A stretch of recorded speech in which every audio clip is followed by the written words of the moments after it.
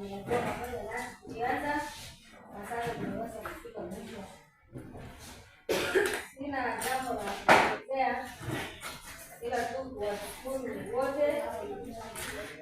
Wewe Sida una wetu naye tumekuwa pamoja nasi katika kipindi zote huko shuleni na ametusaidia kwa mambo mengi, ametuleta na ndio hii hapa sisi tuko grade 6. Yote tunajua ni kwa uwezo wa Mungu. Kwa hivyo leo tunashukuru Mungu, tukitarajia mazuri kwa next year. Yote mnaambiwa kama wanafunzi kwamba katika ile nyingine ya 7 ni kukaa Mungu sasa. Mambo huko si rahisi kama vile tunasema. Faith.